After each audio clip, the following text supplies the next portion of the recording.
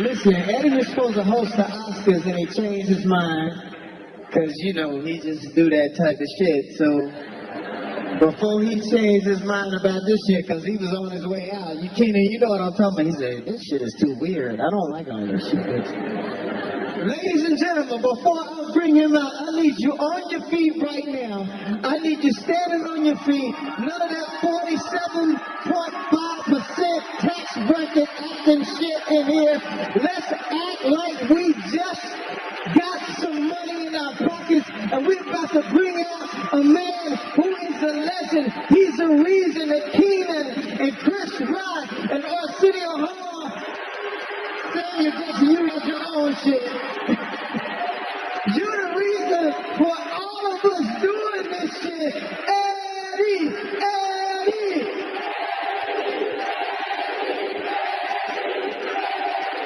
Ladies and gentlemen, Eddie!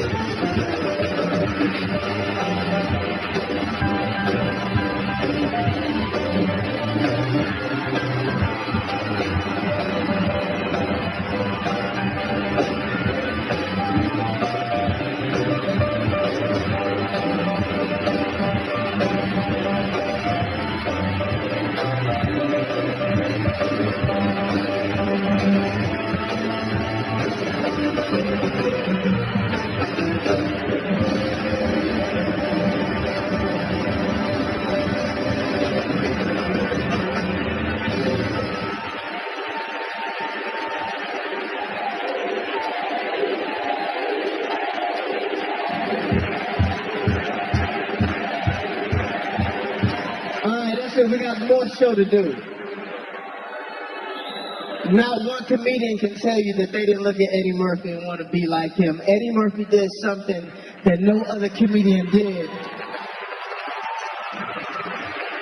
Eddie Murphy told jokes so good, he started looking sexy. It was crazy.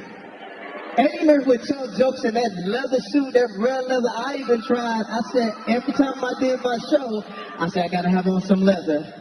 Because Eddie Murphy wore some leather.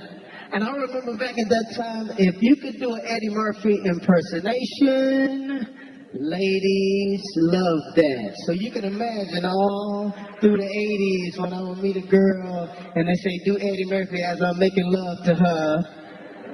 And just as I was about to orgasm, I said,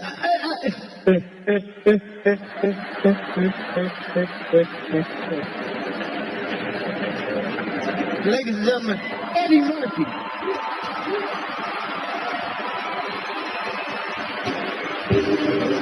Ladies and gentlemen, Tracy Morgan.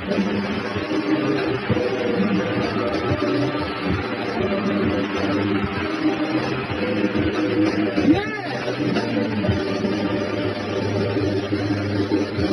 Lemonade, that cool, refreshing drink. I always wanted to say that. I'm here tonight to pay tribute to my comic hero, Eddie Murphy. Right there. He's the one that made me want to do comedy. But especially when he wore the red and white Pumas, you know? I've seen it. Eddie's the biggest and the brightest star Hollywood and comedy will ever know. A lot of us wouldn't be here without him. We all want to work with him, and we all wanted to be him. And you know that. Now, he was the Michael Jordan and Ali of comedy, the greatest of our generation. I mean that from my heart, dude. You know, you came on Saturday, was always one person in the house saying, he's on! And we was all there, one TV in the house. We was all there. You know, he's so bad. Eddie is so funny. He made the prettiest aunt in my family. He laughed so hard she farted. But those are the standards at birth set. You know, if you're going to come correct. But I'll tell you what Eddie's real legacy is. He made comedy sexy. That's what I'm all about, sexy. You see this? I'm only going to give y'all 2 stretch marks. I don't want to make girls just laugh. I want to get them pregnant. Because you know I'm old school. I don't be pulling out. I'm like prison. When I come in, that's it. And I don't wear rubbers. If you ain't willing to die for it, you really didn't want it. I goes all out, my dude. That's my payoff. That's what it's all about. You matter of fact, he taught me fearlessness, so I'm gonna let it hang out tonight. Stand and shake. That's all right. Don't be ashamed because you want me, ladies. Before Eddie, young men like me, we had to choose between being sexy and being funny. But when Eddie came out with this fine-ass leather suit and delirious, that's when I realized, hey, I could be sexy and funny at the same time. Now I don't have to choose anymore. Now, some of y'all might think that this sexy leather suit in these day and age it looks crazy. But remember, back in 1983, it looked even crazier. So thank God that Eddie had the courage to let his sexy side out. Otherwise, I wouldn't be here right now. So I'm here tonight to give props to my man, my comedic idol, Eddie Murphy. The man who inspired me to become the hilarious, funny sex symbol that I am. I told you I patterned my life after you and Evel Knievel. With a touch of Bruce Lee in there. I also walked in his shoes at Saturday Night Live as a cast member.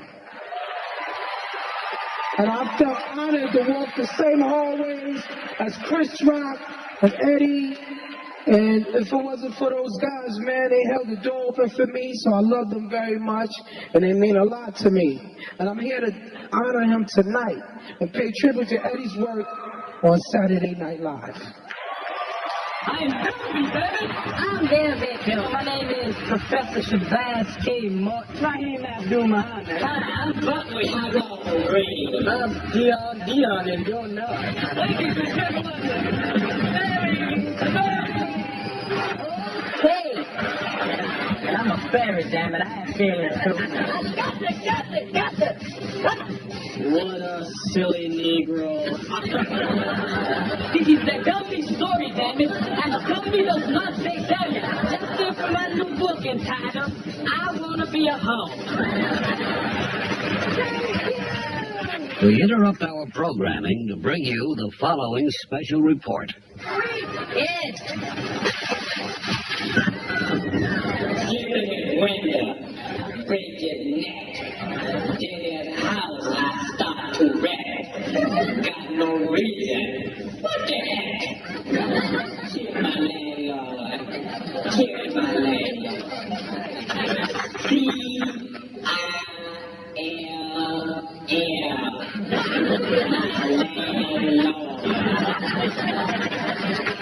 It's one hell of a day in my neighborhood. A hell of a day for a neighbor. Would you be mine? Would you be mine? I hope I get to move in your neighborhood someday.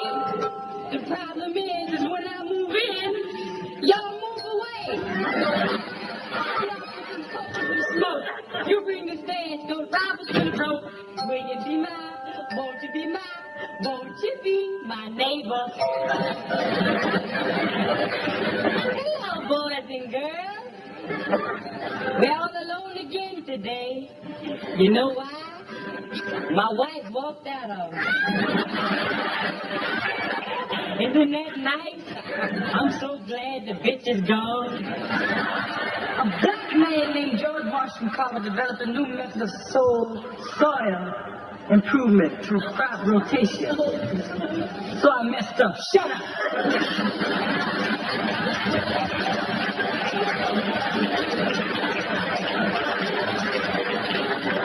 Stop talking before y'all make me smile. From a little man, the one break. Good night.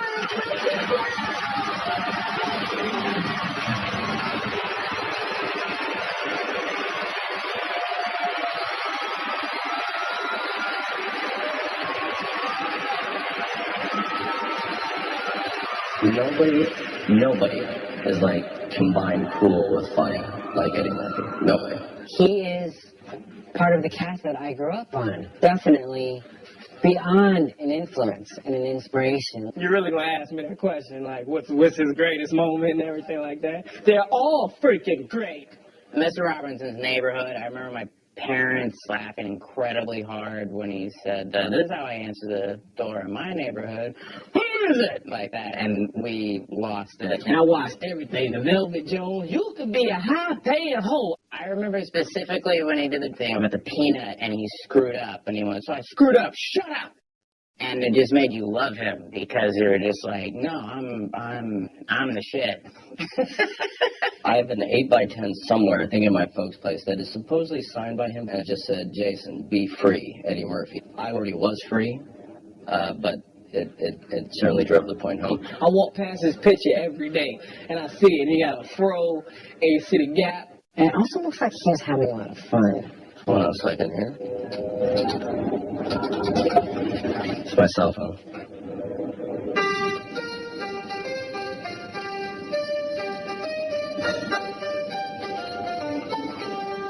Let me tell you something. Eddie Murphy is the greatest of all time.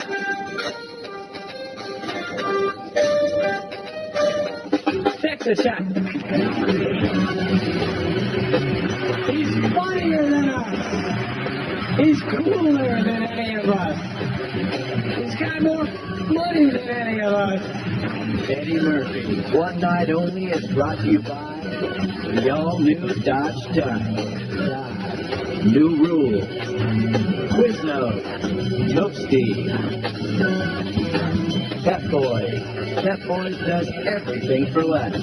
Visit PepBoys.com. And Crown Royal Black, bold as bourbon, smooth as Crown. Please drink responsibly. Please welcome Charlie Murphy.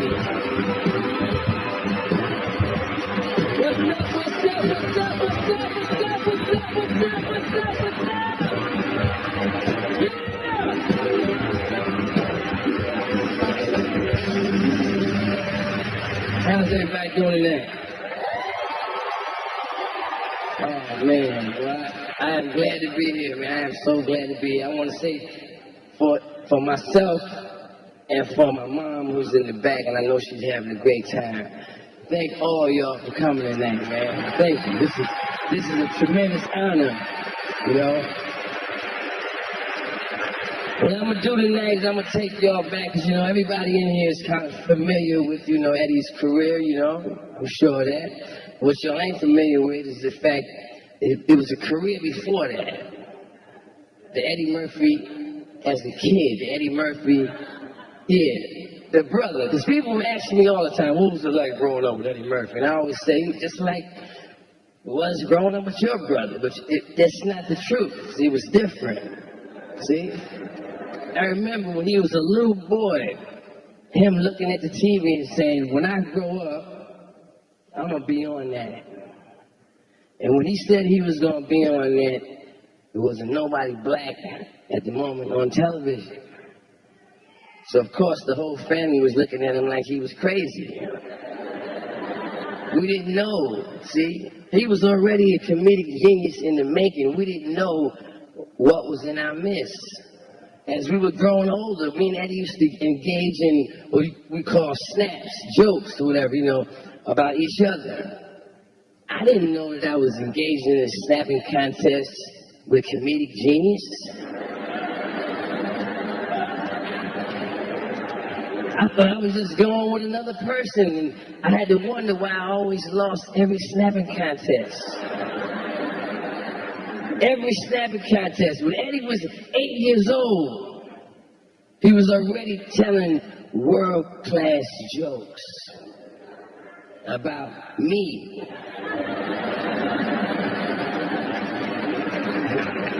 We have a little rivalry. Because people always ask, is there a rivalry between you and Eddie? Yes, there is. We always are going back and forth trying to figure out who has the biggest nose. Every time the streets of San Francisco came on, I would be pissed off because I knew when it went off, he was going to ask me the same question. How much did that man pay you to rent your nose?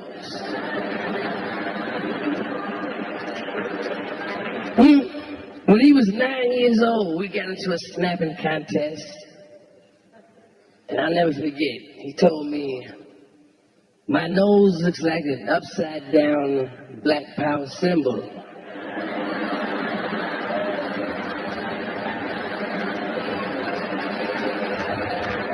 That joke still works to this very day.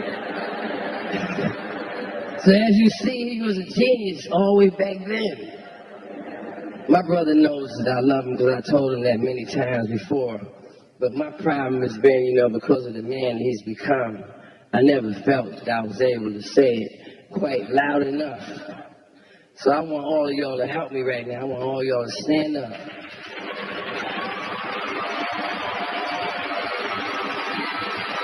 I love you, man. I love you. I love you.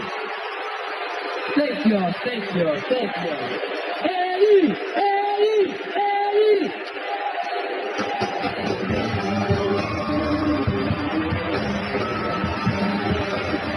Ladies and gentlemen, Adam Sandler.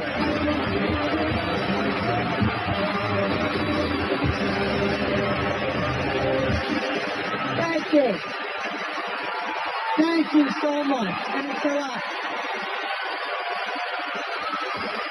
So happy to be here to talk about the great Eddie. Sorry about the way I'm dressed. I really am. I was going to wear a suit, but Tracy took it. So, that bastard. Okay, I'm going to read it from here, all right? I wrote this. Okay, here we go. I'm a little shaky. I'm nervous, Eddie. I love you. Now, here we go. I am Adam Sandler. I'm here to talk about one of the most legendary stand-up specials of all time, Eddie Murphy's Delirious. Yeah, baby. In 1983, when Delirious first came out on HBO, I was a sophomore in high school. I couldn't believe how funny, cool, and badass one man could be on stage. As I watched, I said to my father, I want to be that guy when I grow up. My father said, you can't, you're not black. My mother said to my father, as far as you know. Then she winked at me. The jokes and the funny stories from Delirious took the world by storm. The next day, you could not walk down the halls of my high school without hearing Goody Goo Goo, Lemonade. Now that's a fire. Everybody on the planet wanted to be Eddie. And now, 30 years later, everybody still wants to be Eddie.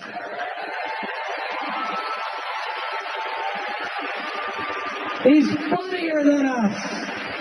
He's cooler than any of us. He's got more money than any of us. And he's got a bigger, well, Arsenio has a bigger dick than any of us, but he still got to walk around with those BT fingers. You heard me, Arsenio. I'm sorry, Arsenio. At least I told everybody you got a big dick. Rock told me, by the way, Arsenio.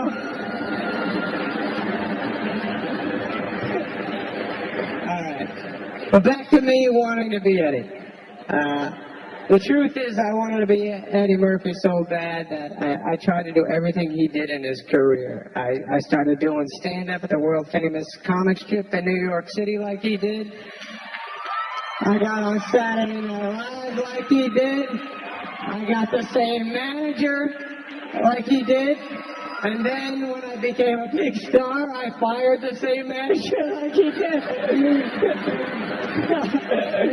And, I love you, Richie, and so does Eddie. But that manager actually said to me the same thing he said to Eddie, but he changed the racial slur to an anti-Semitic slur. So now look at Eddie. All right.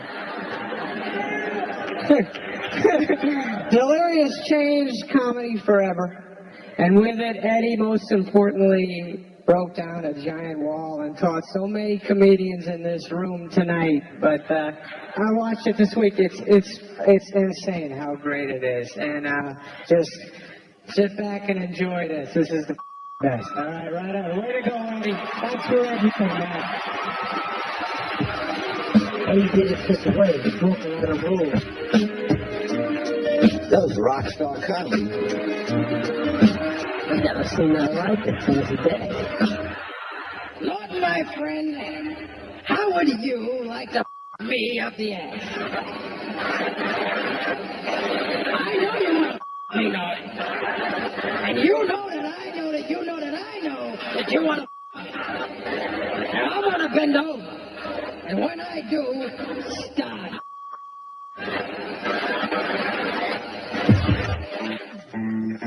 I said,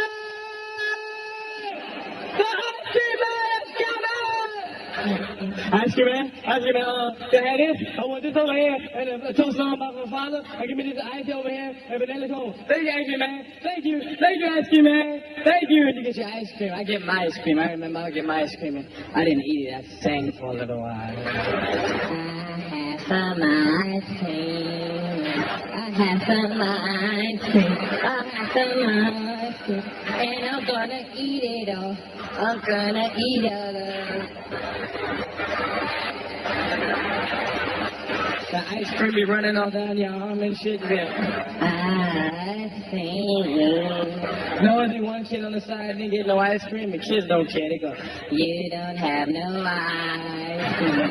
You didn't get none 'cause you are on the welfare. You can't afford it. You can't afford it. And his father is the alcoholic. Here's some ice cream. You want to eat some of my ice cream? Wait, wanna lick? Right. You want some ice cream? You want some ice cream? I'm going to eat all of my ice cream. You cannot have some. You can't.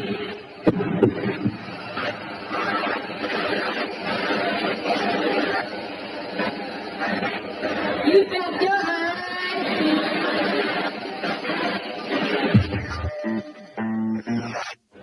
and my pops be up every 4th of July, man, every cookout. Black men like to claim the house when they're drunk. Men, period, I think, man, like to just claim their house. They want you to know if you drunk and if they drunk and you in their house, that it's their house. My father stand up in the middle of the cookout and say, "It's my house." You know what it is? And if you don't like it, you get the out. I don't give a. I don't give a. I pay the mother bills in this mother. And hey, kiss my ass if you don't like it. Yes. Then he attacked the whole family, right? Say, Gus, ask the question. Come here. What's the question, Gus? What the is wrong with your wife? Why can't she walk a flat step?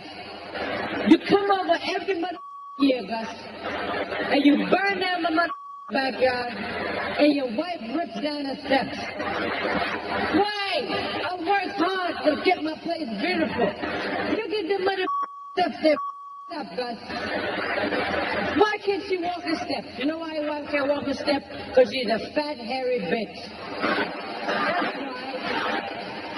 But you know what it is, Gus? I figured out about your wife. And I'm going to say it, and my wife, I'll give what my wife said, she can shut the up. I'm going to tell you something. I figured out about your wife. I know where you met your wife. You told me you met your wife 15 years ago on a camping trip, and that your wife was Puerto Rican? Your wife ain't no mother Puerto Rican. I thought she was when I first met her, Gus. Because I walk up, I said, hello, it's good to meet you. My name is Vernon. And she said, hello, I'm Bunny. Goonie Google. What the does Goonie Google mean? I don't know what the that shit is to this day. I thought I learned some new Spanish shit. I went up to my friend and said, Sanchez, Goonie Google. And Sanchez said, get the out of here. So I was walking around for years confused, and I finally figured out about your wife, where you met your wife. You didn't meet your mother wife on no camping trip. Your wife's a Bigfoot, isn't she, Gus? Your wife is a Bigfoot, isn't she? That's why the bitch mustache is so mother thick. But you shaved the bitch down and taught her to speak. I know a mother Bigfoot when I see one. Don't bring a Bigfoot in my home, Gus, with my children. The bitch can't talk, she can't walk a flight of steps. She's not trained well, Gus.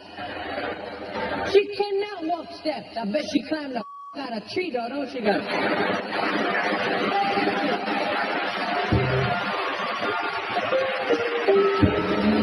Before Eddie Murphy, a comedian could not wear tight trousers. He is the Rosa Parks of tight trousers.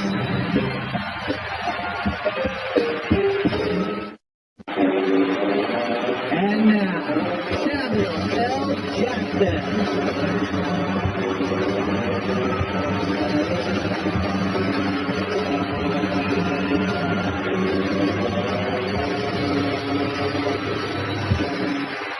Good evening, ladies and gentlemen. Eddie Murphy is a man who changed the course of American film history. And I don't exaggerate when I say that. He did it in 1987 when he gave me, Sam Jackson, my first speaking role in a major film, and thereby launched my career. If it weren't for Eddie, we might not have all the wonderful films that I've made. It all started right here in a groundbreaking dramatic role.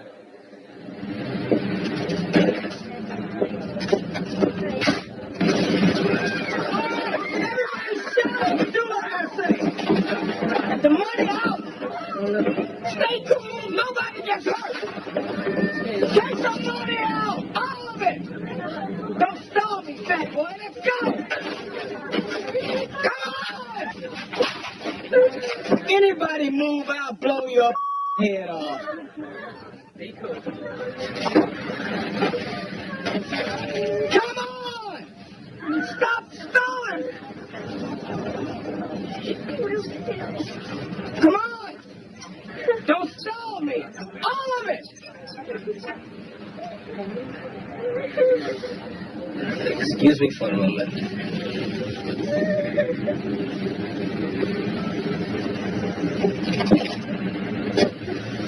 It would be wise for you to put the weapon down. Who the is this asshole? I've warned you. I'll be forced to thrash you. You.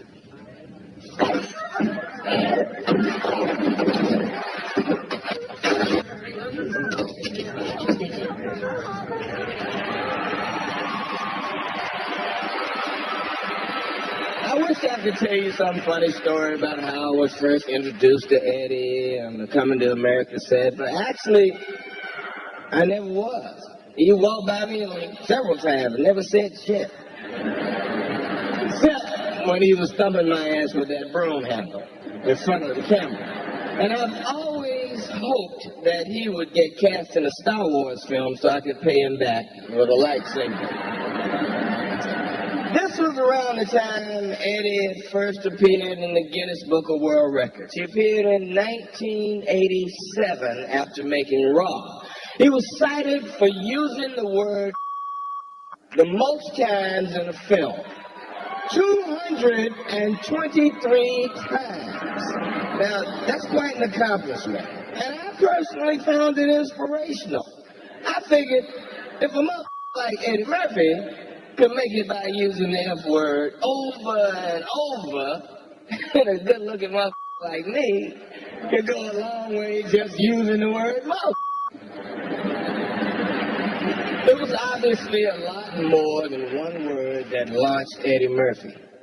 He is a true movie star. He demonstrated that in the early 80s when two massive films transformed his career and the motion picture business in general. 48 Hours turned Eddie from a TV comic into a full-blown action movie star. Then came Beverly Hills Cop, which not only made Eddie into a Beverly Hills homeowner, it turned him into the international superstar that he still is today.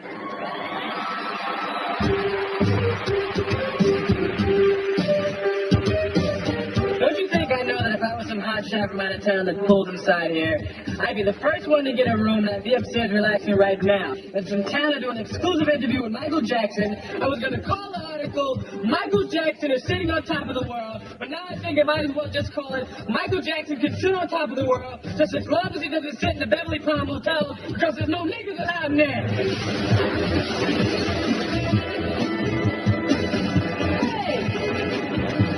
This is the cleanest and nicest police car I've ever been in my life. I stayed for a while because I ordered some pizza.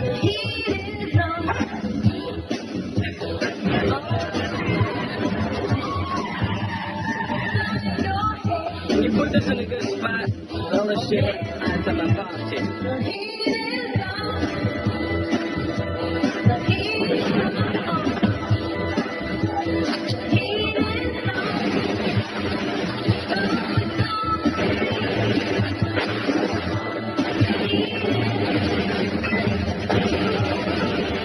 Fall for the banana in the tailpipe.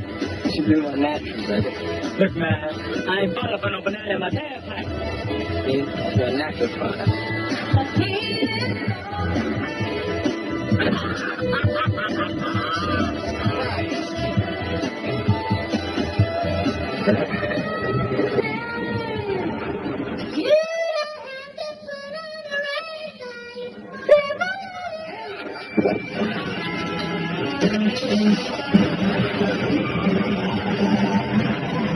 We ain't partners, we ain't brothers, and we ain't friends. And if things get your way, you're gonna be sorry you ever met me.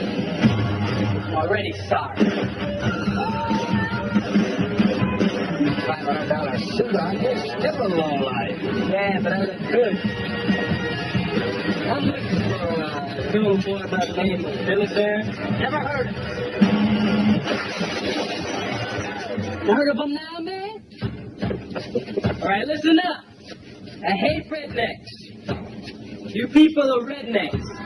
It means I'm enjoying this shit. What kind of cock are you? You know what I am? I'm your worst nightmare, man. I'm a nigga with a badge. That means I got permission to kick your ass whenever I feel like it.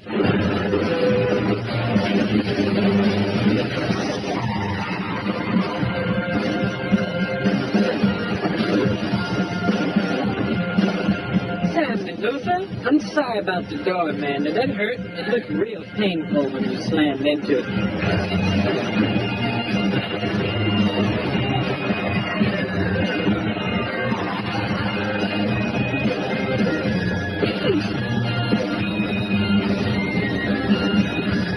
New sheriff in town. His name is Reggie Hannon. Tell me a story. Oh, that's one of my favorites. Please welcome Russell Brand.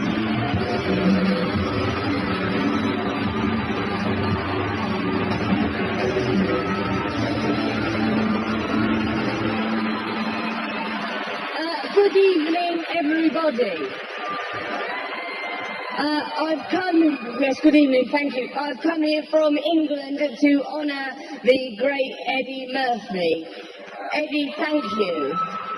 I'm honoured to be incorporated here. As an English person, I'm automatically the most white person that will be involved in these proceedings, and that is an additional honour. I've never worked with Eddie. I'm simply a fan that has come here to say nice things. When I grew up in England, I was a child. This isn't a necessary detail, as a matter of fact. But the most famous people in the world was Eddie Murphy, Mike Tyson, Michael Jackson. I thought that America was just a powerful country of incredibly talented black people forcing extreme talent onto the earth. I met Eddie recently. I've never been more honoured to be called a mother. He said, "You're a funny mother." Eddie, these are the things that I want to say to you. Oh man, you're incredible. I was allowed to get into Eddie Murphy's house recently. There was a lapse in security. I got right in there. It was amazing. He lives in a castle. And where else ought the king of comedy live but in some glorious palatial home? He had bowling alleys in his basement. He's come from nothing to bowling alleys in his basement. Not only has he taught us that it's possible to be sexy and a comedian, and I never thought that would have been possible when I was a little girl growing up in England, watching that man vibrating in leather, some puckish force, some new entity, trickster god energy flowing right through him. He made it possible. This is unthinkable now in enlightened times, but before Eddie Murphy, a comedian could not wear tight trousers. He is the Rosa Parks of tight trousers.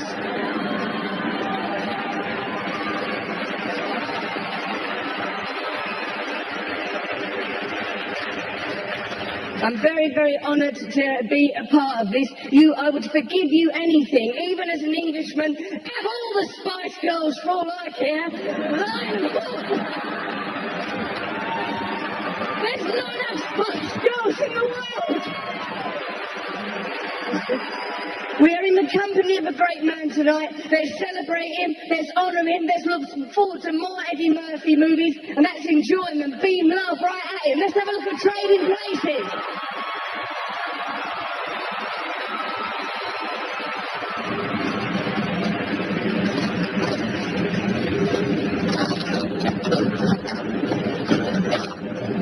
Who's that? Who's that? What you want? Police. We've had some complaints about con men pretending to be blind and crippled. Oh, I'd love to help you, man, but I ain't seen nothing since I stepped on that landmine in Viet Cong back in '72. It was rough, very painful. You were in so were we. Where? I was in Sang Bang, Yangon. I was all over that place, basically, a lot of places. What unit were you in? I was with the Green Beret, Special Unit Battalion's Commando Airborne Tactics, Specialist Tactics Unit Battalion. Yeah, it was real hush-hush. I was Agent Orange, that was my name, Agent Orange, Special Agent Orange, that was me. Airborne, huh?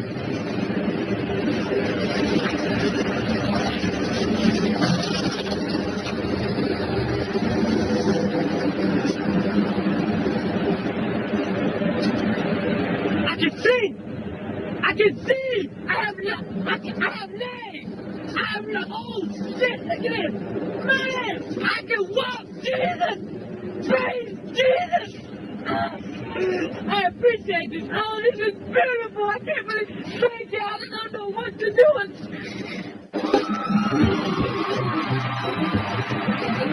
And about 3 weeks in...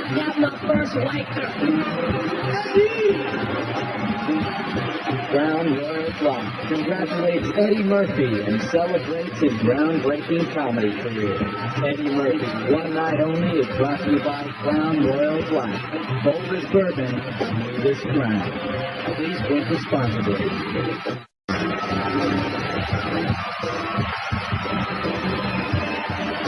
Ladies and gentlemen, Chris Rock.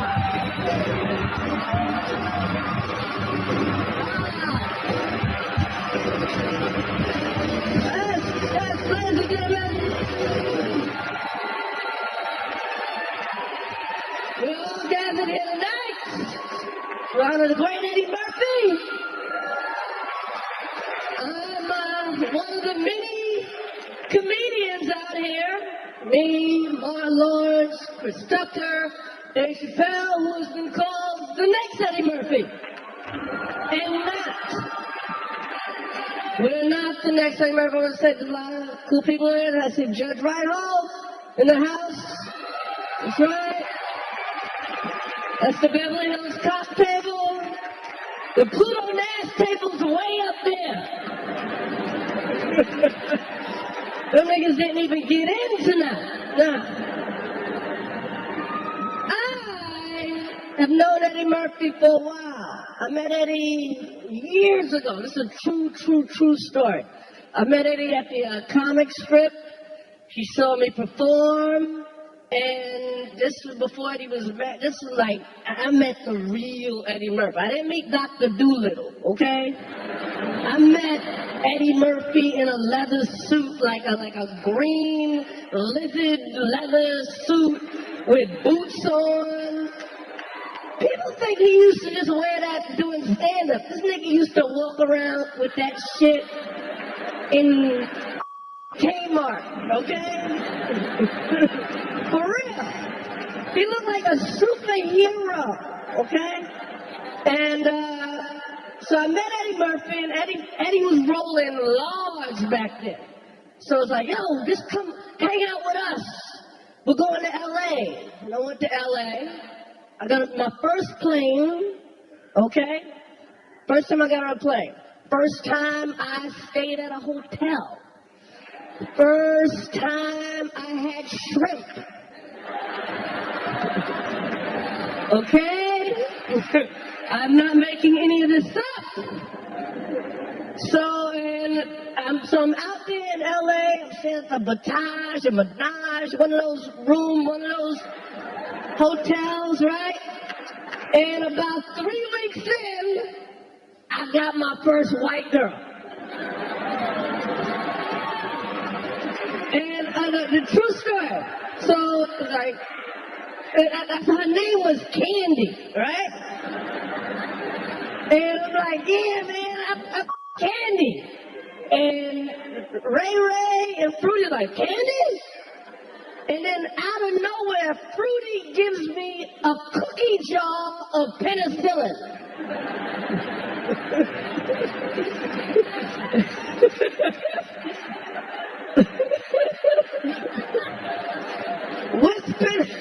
This is before AIDS or anything. That's how they was rolling. Cookie jar of penicillin. So, yes. Anyway, years later, I have my own career, and I'm on Saturday Night Live. And they hired me. They hired me thinking, the next Eddie. Boy, were they disappointed. But one day Eddie comes to visit me. This is so embarrassing. He comes to visit, like, I didn't know he was showing up, and he shows up. And not just to visit me, but visit the show. And he comes by my office, and I still had my Eddie Murphy poster up in the office. And Eddie's in my office wearing the suit from the same suit from the poster. So how gangster could I be? All right, I'm going to introduce this clip. We got lots to watch Eddie Murphy, the great Eddie Murphy from Saturday Night Live. Now, I'm going to walk up.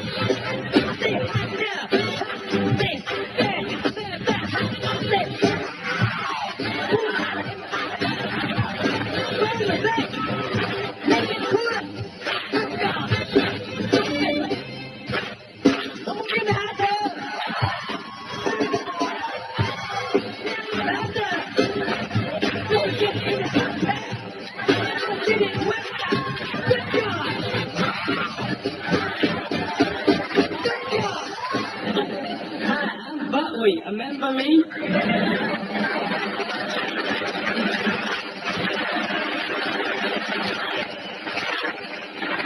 And I have compiled for you in your listening pleasure some of my favorite songs. It's all here on this unspectacular offer. But we can. Take a whiskey.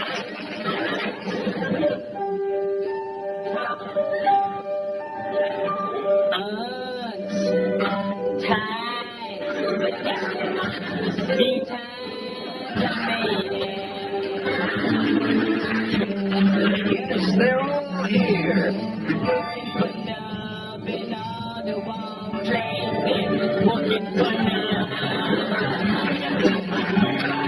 Once Buckwheat sings a song, it's eternally his. It dies. Dead it died, but dead on the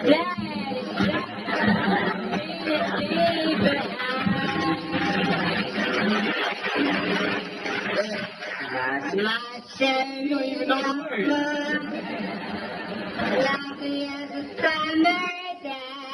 Listen to me, listen. My shady more distant as a Milky Way.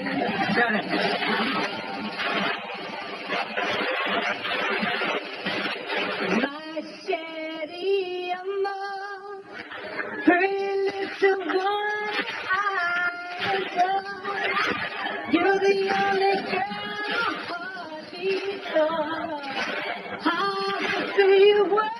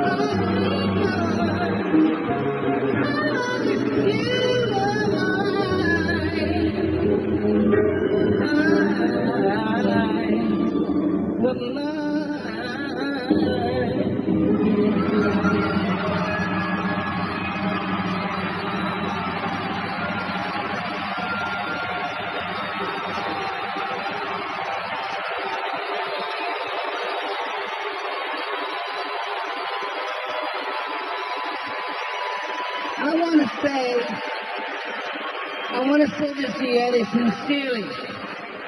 You know, what I always liked about your humor is that not only was it funny, but even the person that you were talking about could laugh about it too. To me, that's real humor. I just congratulate you tonight, and I too have watched some of your movies. And the one that a lot of them I really enjoyed, but the one I liked was Coming to America. But was close to me because there was a song that you did that I liked as well as a little boy. Not too much more younger than you.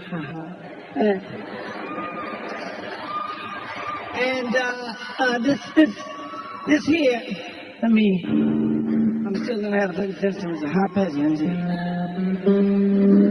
Now, this is a song I like we did this, okay? So get it right.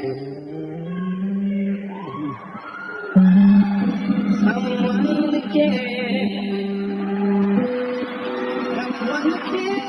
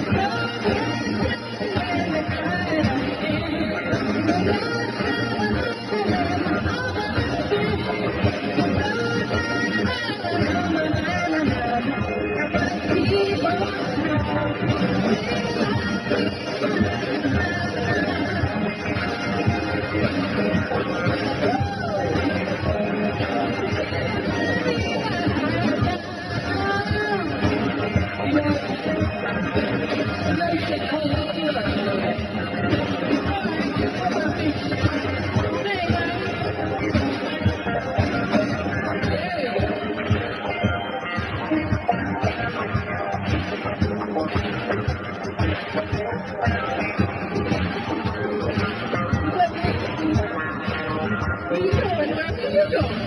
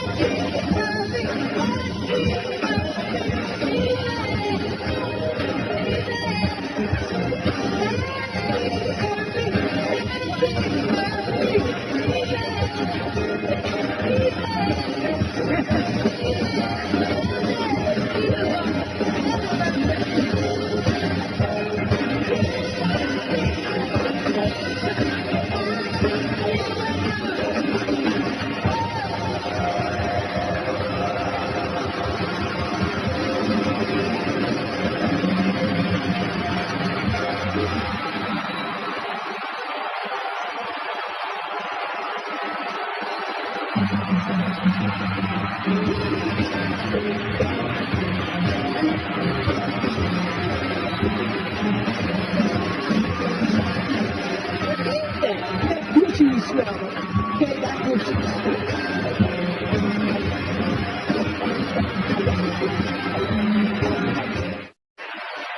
That's why we gotta stick together. You gotta let me stay. Please, please. Okay, okay. The one night only. What do you do? Now this is gonna be fun. We can stay up late swapping manly stories, and in the morning, I'm making waffles. The CEO of DreamWorks Animation, Jeffrey Katzenberg.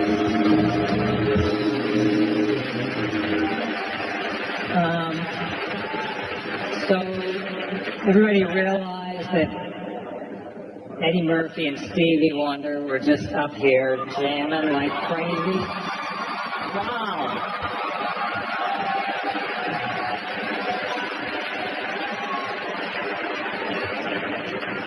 And I have to follow that shit? What is up with it?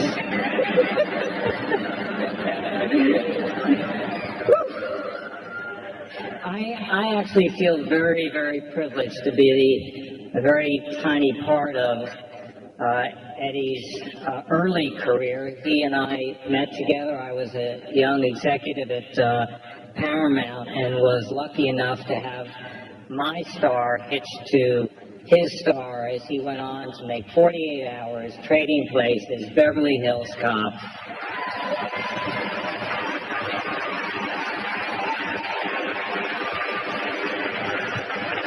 So when Shrek came along and I heard about this character Donkey, I knew we just had to get Eddie. So think about this. I had to call Eddie up and say to him, got a great opportunity for us together, Eddie. I'd like you to play a fast-talking, music-crooning, crazy-making, talking donkey. It'll be a great career move for you. Shrek went on to become the biggest animated movie of 2001, the first animated movie ever to win an Academy Award. And as for Donkey, he joined the incredible pantheon of absolutely unforgettable Eddie Murphy characters. Let's take a look at Eddie Murphy, Donkey, and Shrek. What's up, everybody? Donkey! It's gonna be fun. We can stay up late, swapping manly stories in the morning. I'm making waffles. Oh, Shrek, did you do that? There's no way to behave in front of a princess. Thanks. She's as nasty as you are. You love this woman, don't you? Yes? You want to hold her? Yes? Please? Yes! And you got that. that try a little tenderness. I know you probably hear this all the time from your food, but you must bleach your something, because that is one dazzling smile you got there. Look, a little kind. Look out, Chef! You got a piece! I'm obliged to accompany you until you have saved your life and you have spared mine. I'm sorry, the position of annoying talking animal has already been taken. Please, please take my fake plans and send my hooks to my phone. Oh. Hey, what's that?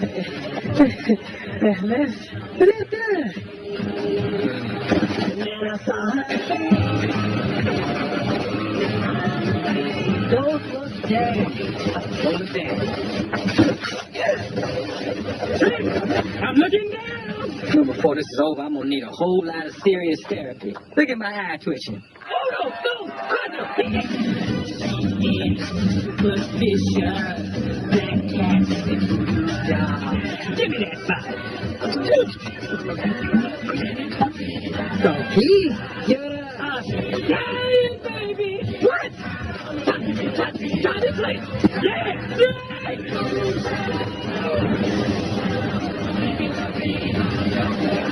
I'm a donkey on the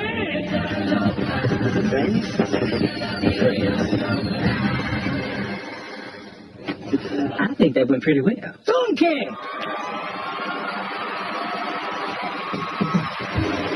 Ladies and gentlemen, Keenan Ivory Whale.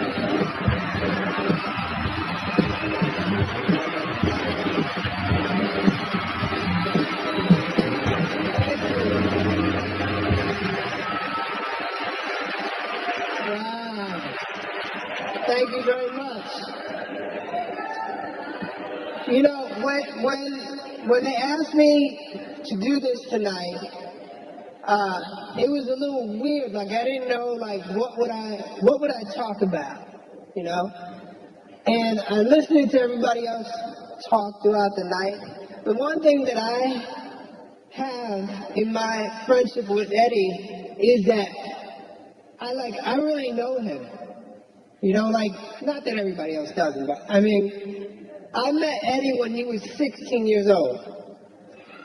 I was 19. And he came into the Improv in New York. He had been working on Long Island, and I had been working in Manhattan. And he had this swag about him. He was always like the coolest guy. Like, he walked up to me and he goes, "What's up, man?" I'm Eddie Murphy. I was like, "Yeah." He goes, "I thought I was the only funny black man in New York, but I guess there's two." And I stuck his hand out.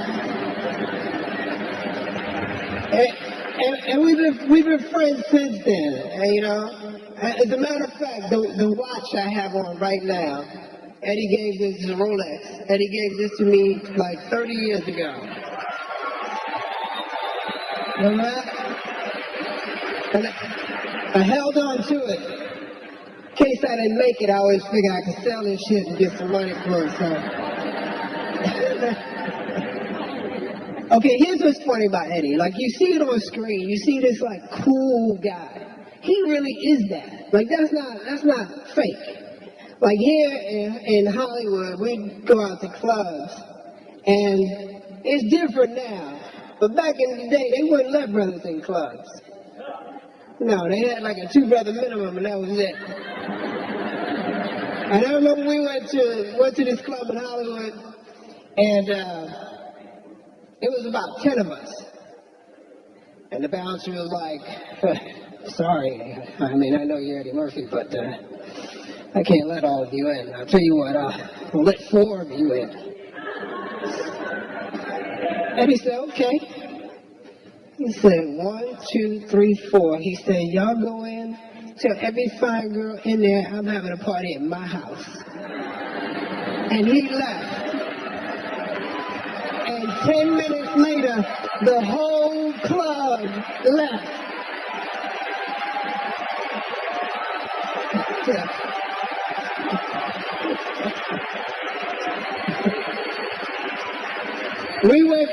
We went back the next week, and there was 20 of us. He let us all in. Right this way. Eddie had a generosity about him, not just to me, but all the people around him, his family, all of his friends. He looked out. And as a friend, I've been truly blessed to know him and to be a part of all of his success. It's funny, when you are somebody's friend, you're so busy living life, you don't get to observe it. And that's the beauty of tonight. Is like, this is one of the first times I sit back and I go, wow, my friend did all of that. You know what I mean? And I was there. You know, I was right there watching it happen. You know? So I just want to say how much I love you, appreciate you as a talent, as a man, but more than anything, as a friend.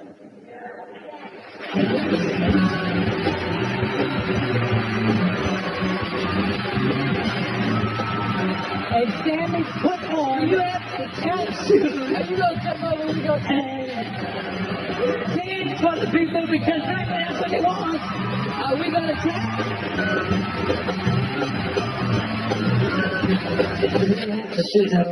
Sugar, she was trying to kill me. She wasn't trying to kill you. She was just trying to scare you. That's bullshit. The bitch pulled a razor out and was going to cut me with it. I usually kill somebody over some shit like that. I don't even want to talk about it no more. You're up to age.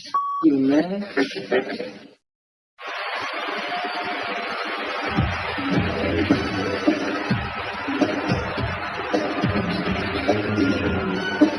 I hope you don't mind me coming over and sitting down. But I've been watching you all evening. And I want to tear you apart. And your friend too.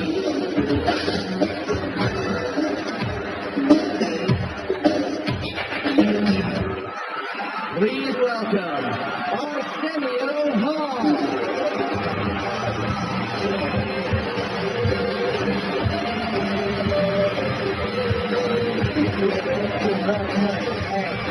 Thank you.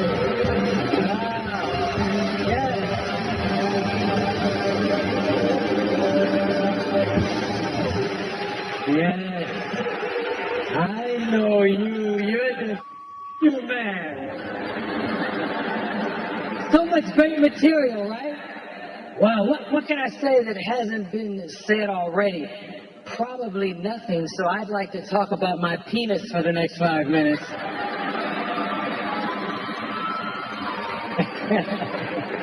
Yo, man, doesn't this feel good? We're having a great time. You loving this? Yes. Yes. You and I have watched shows like this. You showed me a special with Sammy Davis Jr. being paid. Yeah, wasn't that did you all see that? Sammy Davis Jr. They paid tribute to him, and the coolest part of it was Gregory Hines was dancing, and then he went over to Sammy. And it was the greatest moment in television. He handed Sammy tap shoes. And Sammy put on the tap shoes. Are you going to come over? We go and dance for the people because that's what they want. Are we going to tap? Well, I don't quite want to tap. Oh, okay. But I know they would love for you to grab a mic and do what you do, or come and do stand-up like spontaneously. Just do an hour of stand-up. Just come up here. That'll be safe. It's show. Eddie Murphy. Wait. We got something else to say. Wait, that's the obvious choice. Wait. That's the obvious choice. Look.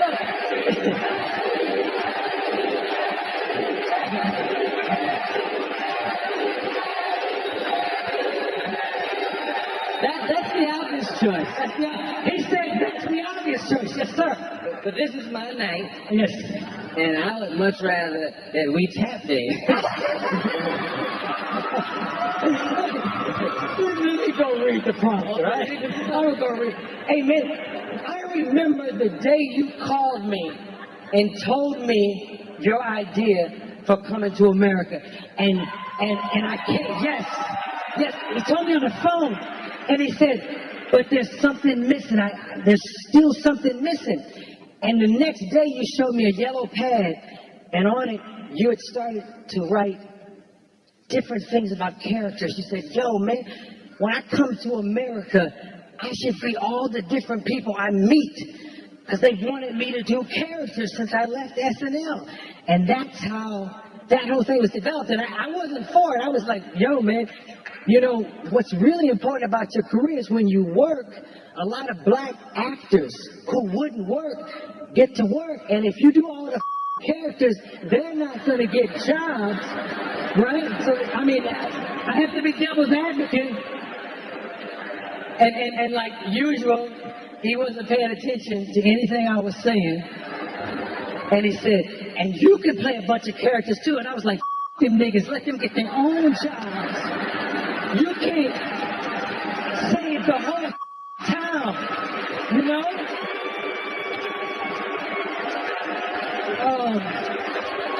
Let's do this and be everyone in America.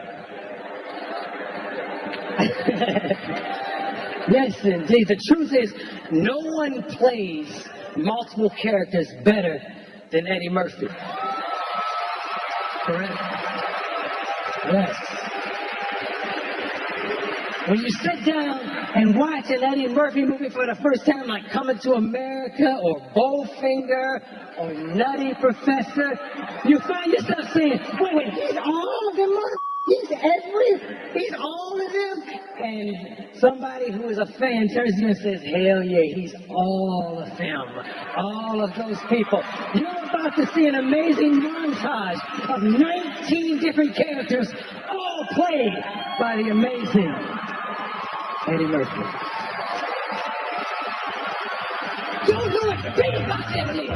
What about Rocky Marciano? There they go. Every time I start talking about boxing, a white man got to pull Rocky Marciano out there. You get your horse's ass! You. Oh, Miss Birdie, you and Sherman admiration. No, Grandma. It's not like that, Rich McCauley. Me grandpa was trying to eat. Next thing you know, he's on top of me in the shed, pumping and sweating.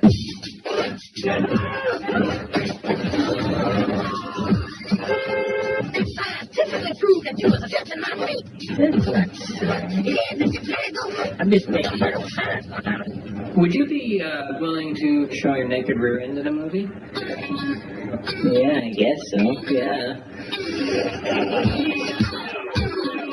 Excuse me, ma'am. Look, are you wearing bonds? Of course I'm wearing that.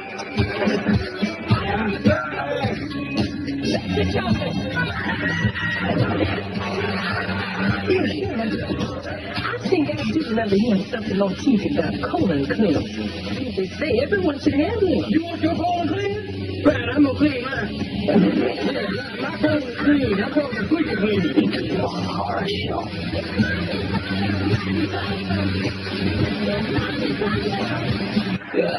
Some fan cut. Oh, Hercules.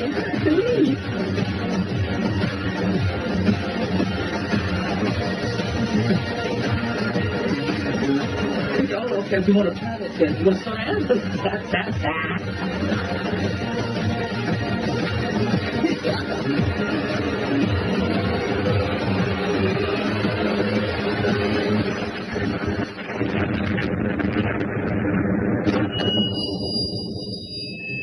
That's doing good.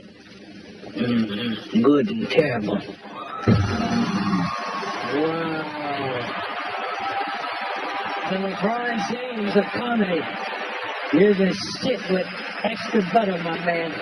God bless.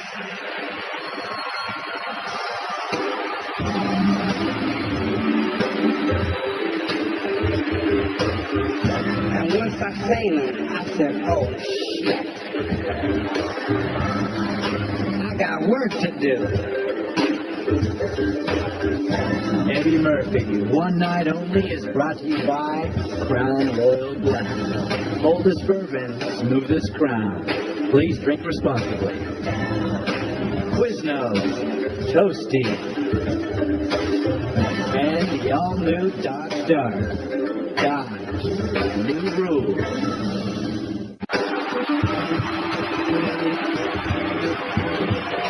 And now, Martin Lawrence.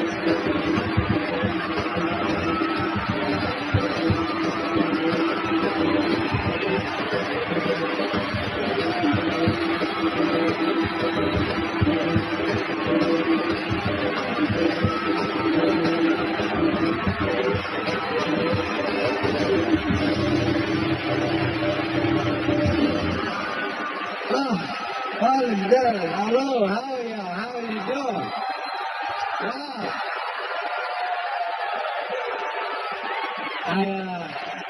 I remember the first time I ever seen Eddie in concert.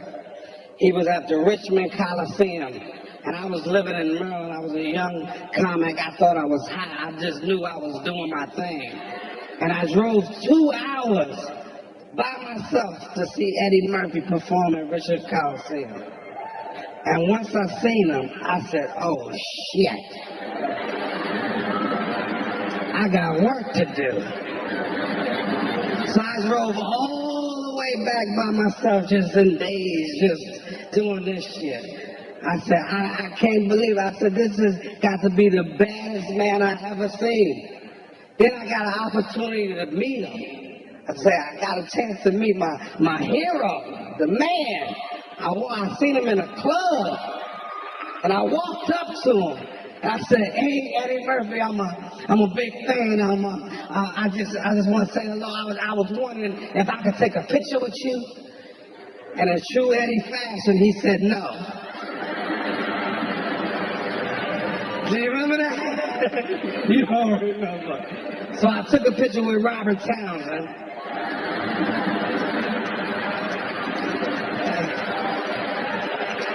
And, what else, man? Raw. What can I say, man? Raw, one of the best concert films ever. The highest grossing concert film of all time. It inspired me, made me want to do concerts like Eddie. If you notice in my concerts, I wear the leather suits and shit. But Eddie's was a little tighter and shit. His would hug his nuts and shit. Mine was a little looser. But let's check out the clip of Raw. Check it out.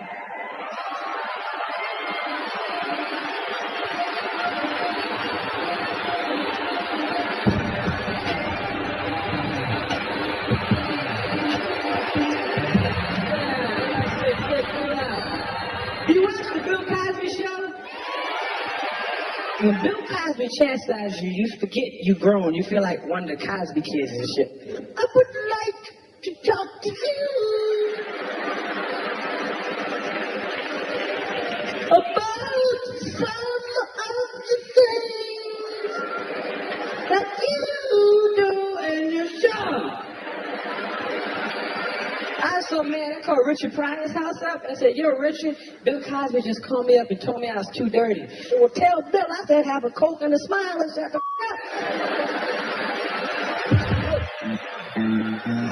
up. Got to be careful. They having casual sex nowadays is like playing Russian roulette. And I know I've thrown my dick on the crack table many a night. You miss right. You be gambling every time you do it. You gambling with your dick. Say, come on, I need a woman with a mind. I need a perfect person. Come on, now, give it to me. I need somebody perfect for me. Come on, give it to me now. Oh, shit. Fat buck toothfish. No, give my dick back. No, give my dick back. I'm gonna keep rolling. I got one more roll in it. Come on, here. I want the perfect woman now. Come on now. I want somebody with a mind, intelligence, a nice ass, and a body. Give it to me now. Oh, skinny cockeyed bitch. No, give my dick back. Give my dick back. Come on now. No, just be quiet. I'm gonna keep rolling. I know I just got my last roll. Come on now. This is the last one. This is one for me. Come on, Miss Rand. Miss Rand. Hey, blow on this for luck, please. This is my last roll. Come on now. Here we go. Come on. Give it to me now.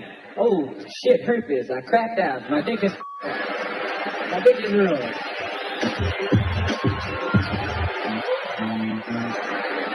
said, where you going? You don't own me. You my woman, ain't you? I don't see no rings on these fingers. Are you gonna put a ring on this finger? Well, I will. Then you don't own me yet, okay? First of all, let me tell you, I don't give a who you are, what you have, okay? You got a whole lot of nerve to say and ask me where I'm going. I come and go about things. I don't ask my father. I ain't gonna ask you no man either. Ain't no man gonna tell me where I go. I come and go. You got a whole lot of motherfuckers. Who the hell you think you are anyway? Or come and ask me where I'm going? Nobody owns me. I own myself. I'm my own person. And we hear all that shit. Okay. And where you gonna be? I'm gonna be where I'm at. You don't own me. You don't. You don't own your woman. Wait till you gonna put a ring on my finger. That shuts you right up. You say, okay, but you don't. I know you spend a lot of your money on your woman, and I know you go to the movies, and you go to get the ice cream and the candy and the flowers and the anklets and the bracelets and to help her get some clothes, and you spend all your money on shit you would never spend it on, but you don't own her. Just theoretically, that pussy's on lease. And you're leasing the pussy with an option to buy.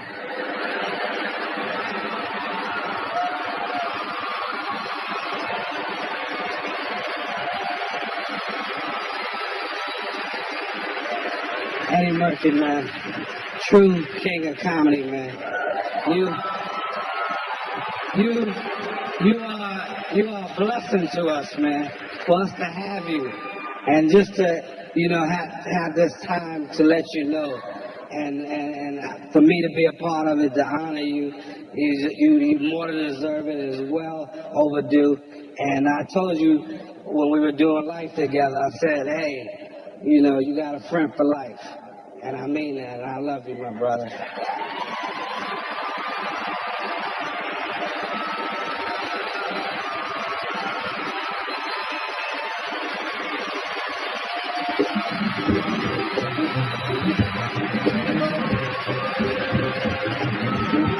I heard this boy say, Eddie Murphy, yeah, I love Eddie Murphy. I love Eddie Murphy. If you have watched Saturday Night Live the past few months, you already know my next guest. He's emerged as one of the brightest lights of the cast on that show, and this is his first time on the Tonight program. Would you welcome Eddie Murphy? Eddie.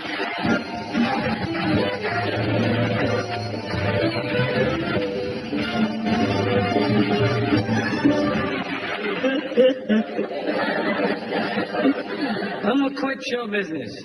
Making my announcement. I'm gonna become a Secret Service man. It's the truth. Because they have no black Secret Service men. And we would make better Secret Service men than white people, truthfully. Because we're more menacing. Yeah, see, we have a different rhythm to us. We see somebody that looks suspicious, we just walk over to the guy and say, excuse me, man, you crowd, Mr. President.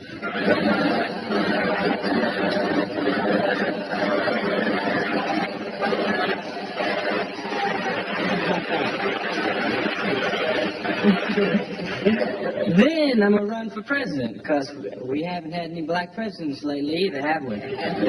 Somebody black should run. It'd be different. We've nothing to lose. It'd be fun, man. It can't get no worse than it's been the past 100 years. I figured, why not take the risk? Everybody's afraid to run, though, because they know that even though it's 1982, it's still a risky business to be the first black president.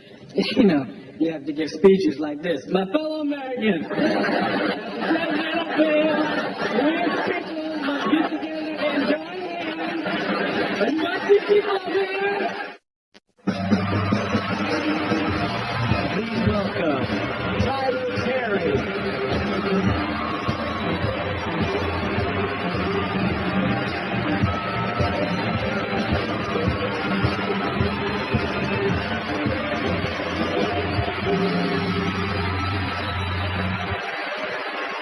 Good evening, good evening, good evening.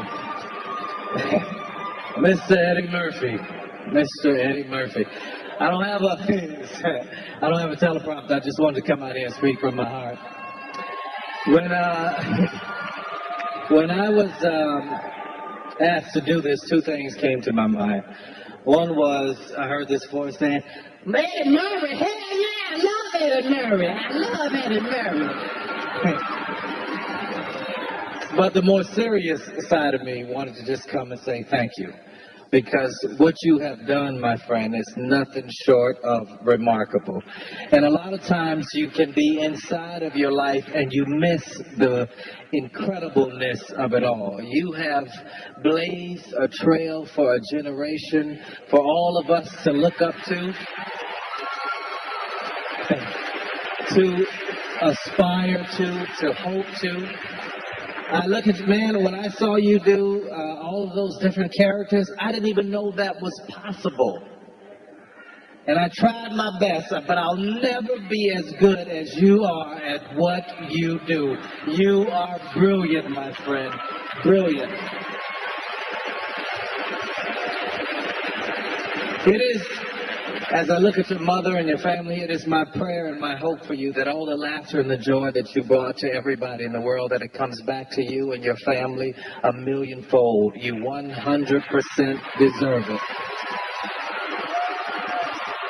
You are one of the biggest stars in the world. You are a comedic genius. And listen, he's a virtuoso. So what happens is, if he wants to switch it up, he does.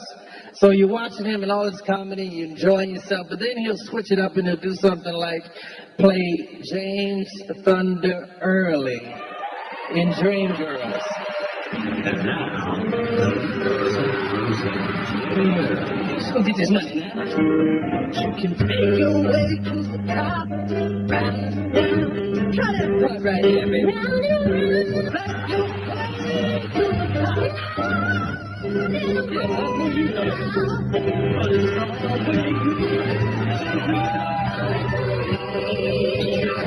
When you're coming down. Hey, Curtis, this supposed to be your night, right? Let's have some happy times, right? What the hell's he doing? 1, 2, 3, hit me. Pop it out of me. Yeah, bass band. Come on up. 1, 2, 3. Ladies, thank you so much. Come at your feet, baby. Exactly what would you like Jimmy to do for you, baby? I warned you to lay off the woman that you work with. You got time to go out and find them. I'm always working, baby.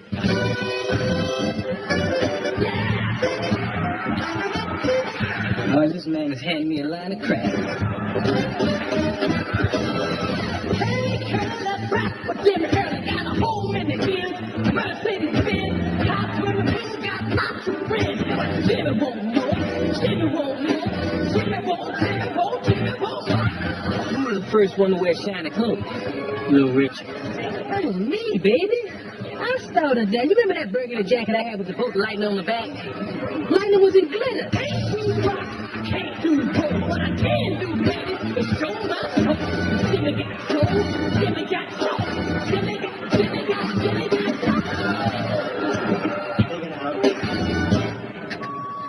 Jimmy don't belong to no one.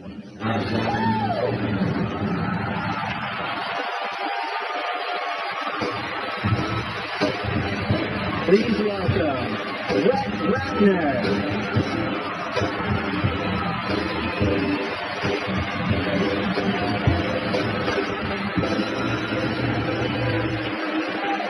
Good evening, ladies and gentlemen, and welcome to the 84th Annual Academy Awards. Oh, I'm sorry. My bad, Eddie. I'm sorry. My bad. I'm Brett Ratner, and I directed Eddie and Ben Stiller in Tower Heist. Thank you. Which was like a dream come true for me. Let me explain. When I was just a little Jewish kid growing up in Miami, I saw a movie called Delirious. I had never seen anyone as funny as Eddie before. He made me want to be a director just so one day I could work with him. And then I saw the movies, guys. I saw 48 Hours. I saw Beverly Hills Cop. But the one thing that inspired me more than any of the movies, more than the stand-up, more than anything else, was this. Hit it, Questlove.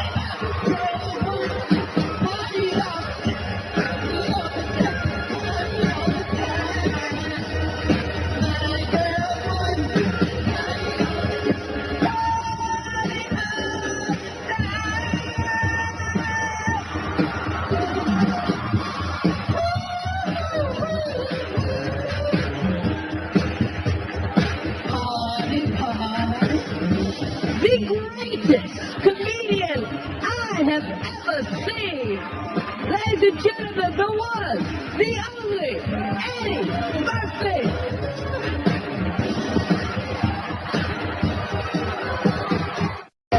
All right, before we wrap up the evening, I gotta say one thing. We see Eddie Murphy in movies, we see him on, do stand-up, we see him on Saturday Night Live, but people don't realize Eddie is actually funny off stage. People don't realize that every time there's a fight, there's a party at Eddie's house, and all the baddest comedians in the world get together, and people always go to me, who's the funniest one? And I grudgingly go, Eddie's still funnier than everybody. And here's my favorite Eddie story. Eddie, me, way before I got famous, I think it's Keenan, Arsenio, and 20 black guys at the China Club. A white girl runs up and goes, Eddie Murphy, I love you. You're my favorite of all time. I've never kissed a black man before. Please let me kiss you. May I please kiss you? And Eddie looks her in the face and goes, well, you can't start at the top. You gotta kiss one of these broke niggas first.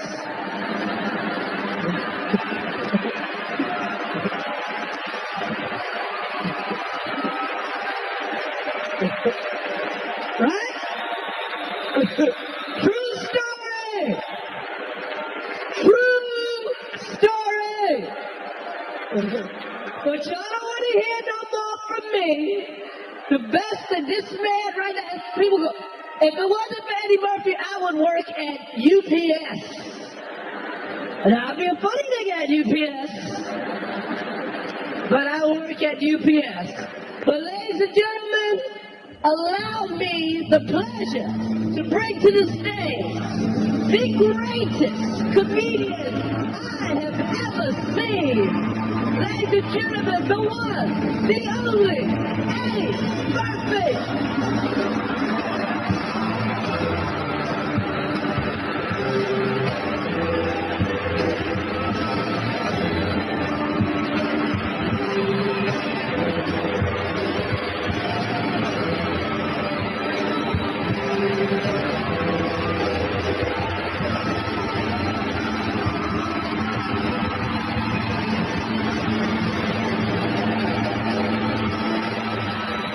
Thank you so much. Thank you.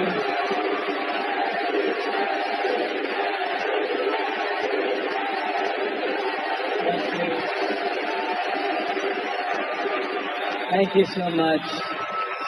Thank you. I am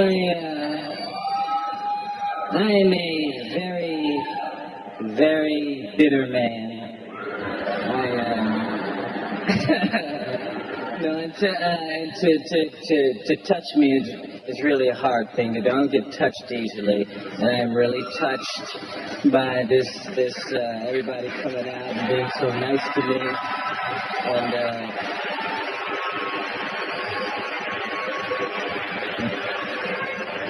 but this is really incredible, and I look out and see so many people that I've known for years and years, and people I haven't seen for years, and this is really a touching, moving thing, and I really appreciate it, and I love all of y'all, and y'all been sitting here all this time, and you know what it's like when you have something like this? It's kind of like, you know when they sing Happy Birthday to you?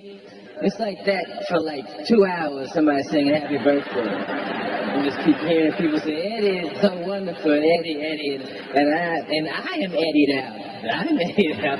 So I know how y'all must feel, but thank y'all all for coming out and being patient, and I love y'all, and thank you. Appreciate it. Thank you for a wonderful night.